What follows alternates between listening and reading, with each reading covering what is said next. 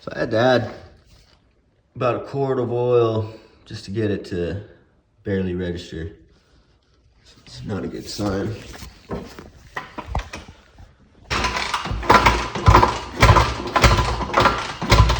Something's I'm not even gonna try and start this.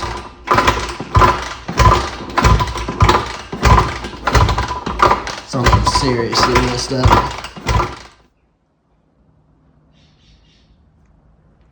That oil is so bad and there wasn't even much in there.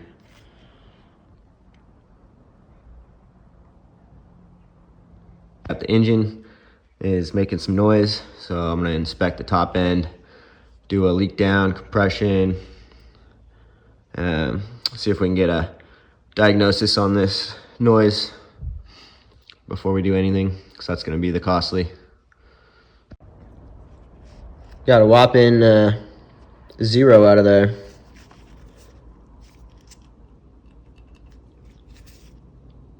So I'm gonna do a leak down, just so it could be blowing past the rings, piston could be shot, head could be fine. Piston could be fine, head could be shot. I don't wanna do one and then put it back together and have the other one need servicing too. So before I tear it down, I'm gonna put the leak down tester. Of course, there's a chance that it could blow past the weakest spot. So easy, because there's 0 compression in here. Something's wrong. Pretty bad that it's gonna blow past the spot that's bad. So if the rings are shot, it's just gonna blow right past there. It's not even gonna compress, not even gonna pressurize the combustion chamber. So I might not be able to even tell if the valves are good, until we do fix one problem and then the next, or you just do both. And it's a costly rebuild, but it ensures that job's done completely right. That's all the customer's budget, what he wants to do.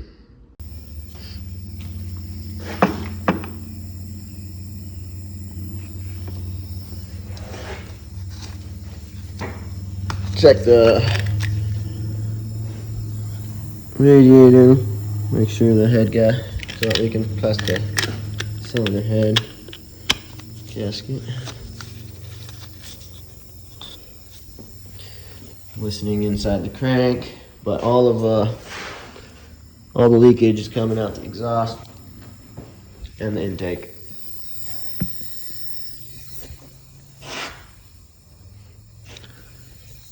So I'm gonna take the cylinder head cover off, check for valve clearance.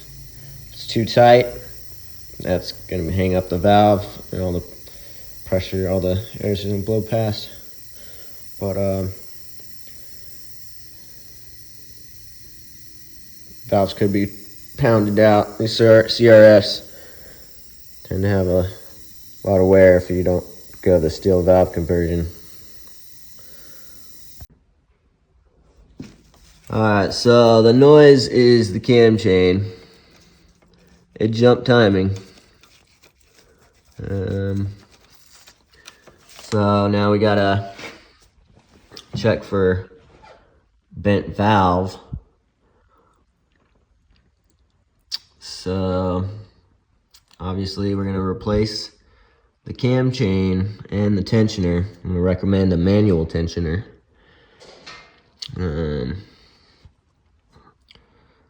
And then, so yeah, right now, just gonna try and find more problems. So I'm gonna get the cam spun, so I can't get it on the right position. So I'll just take the cam out,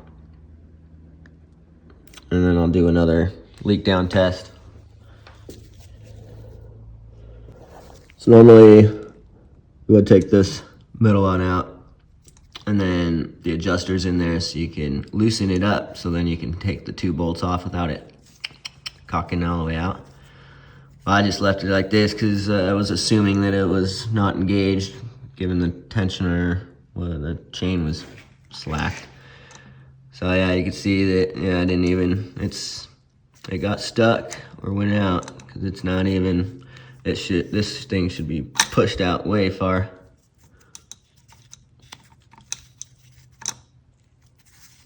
So, yep.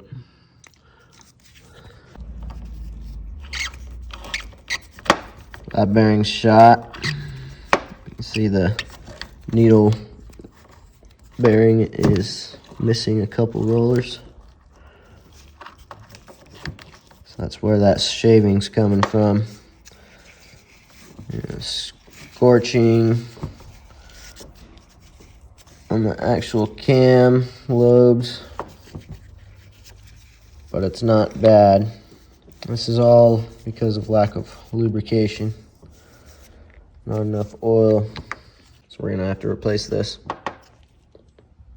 So it's not leaking past the exhaust valves anymore, but we do have leakage out the intake valves, and it's all coming out the rings. Just gargling at the crank. So top end rebuild plus intake valves. Needs to go to the machinist, have the seats cut, new valves, new exhaust and intake, reshim, new piston, rings, make sure the cylinder wall's good, gasket kit.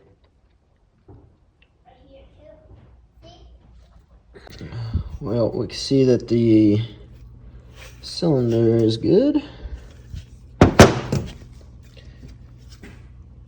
Valve, it was leaking out the piston rings and the valves, intake valves, but they don't look like they're bent, held open. So they most likely needed the machine work. Seats done.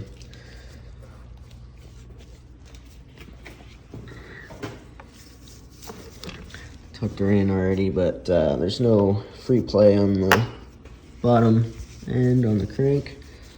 So even though there was not a lot of oil in here, it could be good with just doing the top end. New cam chain, tensioner, piston rings, valves, seals and gaskets.